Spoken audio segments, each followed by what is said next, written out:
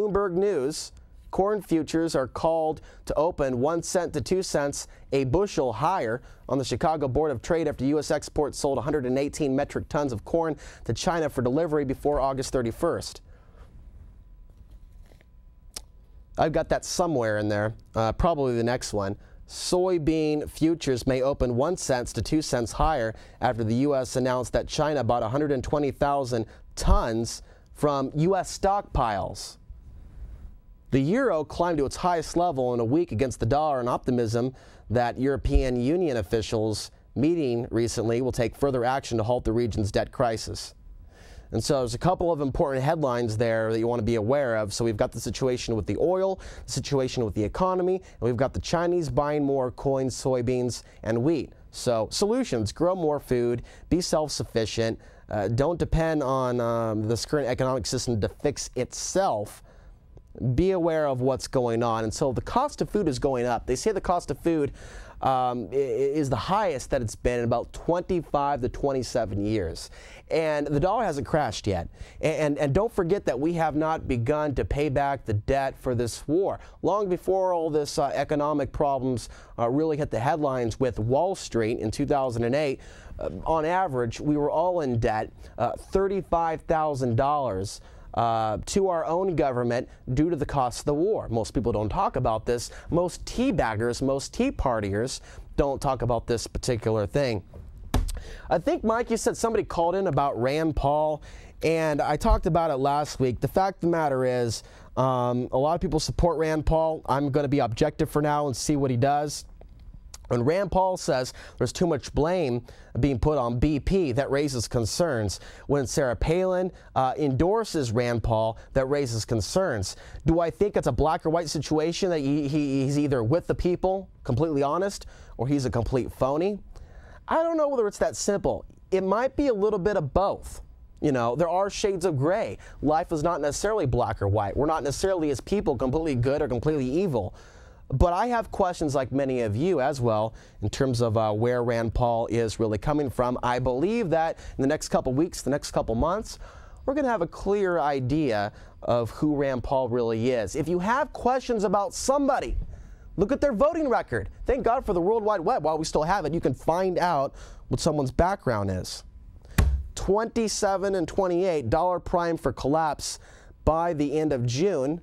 And so this dovetails with the other report here on predictions for the rest of 2010. And we have other things that I haven't even mentioned tonight. Lyndon LaRouche, this is what he says: the crisis is accelerating and will become worse week by week until the whole system grinds into a collapse, likely sometime this year. And when it does, it will be the greatest collapse since the fall of the Roman Empire. But here are my thoughts on the idea of the Roman Empire collapsing. I don't view the U.S. imperialistic war machine of death and destruction as being the Roman Empire. I see the Chinese. I see the Russians there. They've now come out of debt. They've developed amazing, amazing future weapons of war. Some of these things are completely classified. That's why you have no knowledge of their existence. And so the fact of the matter is, the Roman Empire, this system, this New World Order, it's larger than the Bilderberg Group, it's larger than the United States, it's larger than the CFR, the neocons.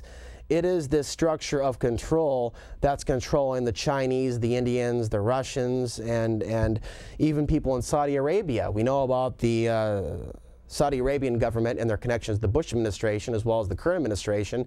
And so you're not just looking at the United States. This is a very large country. No way in hell is the Anglo-Saxon New World Order solely to blame for all the world's problems. I mean, you have many other participants in this tyranny as well.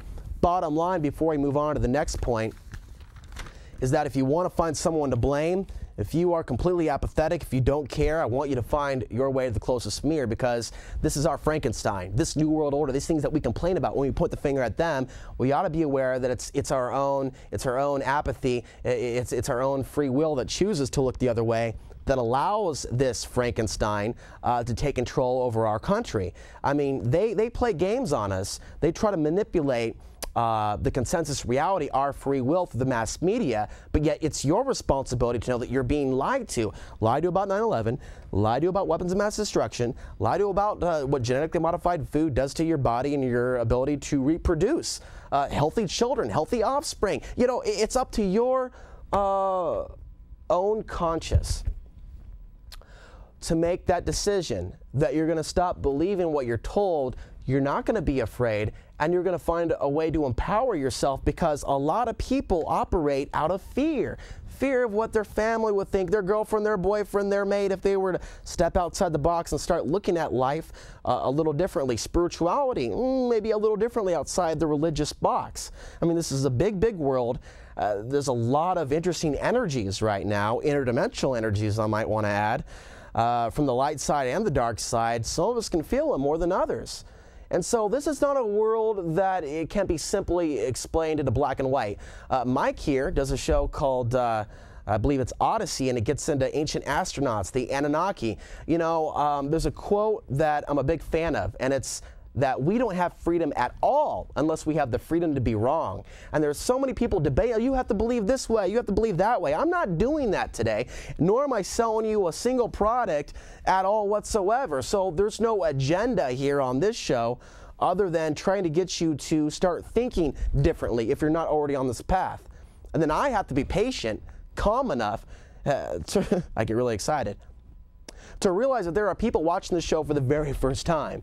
There are people coming into this new world order, so to speak, coming into this new reality of learning about the new world order for the very first time.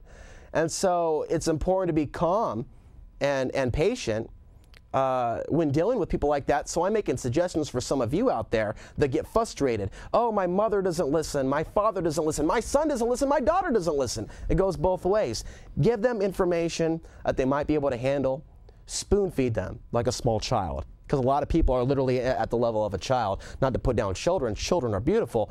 I'm talking about, though, adults, full-on adults that are still infantilized to a certain degree on an intellectual level when it comes to basic education about how the world really works.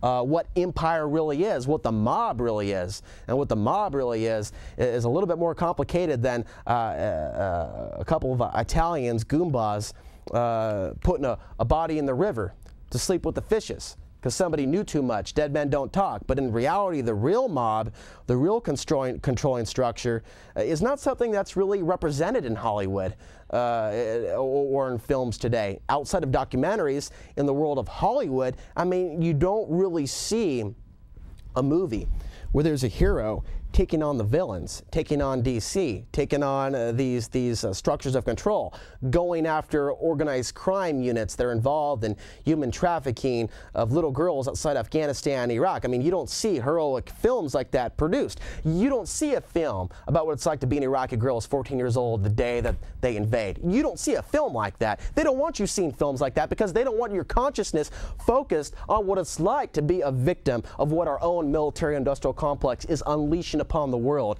The greatest gang rape with the technology that is just undreamed of 20 years ago.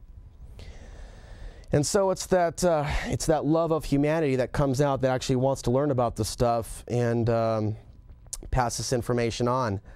Do we have any phone calls at this time? We have a phone call. Okay. Sorry to keep that caller waiting. Let's go ahead and take that call. Hello? All right, caller, you're on the air. Okay. Hi. Turn your TV down always when you call a show.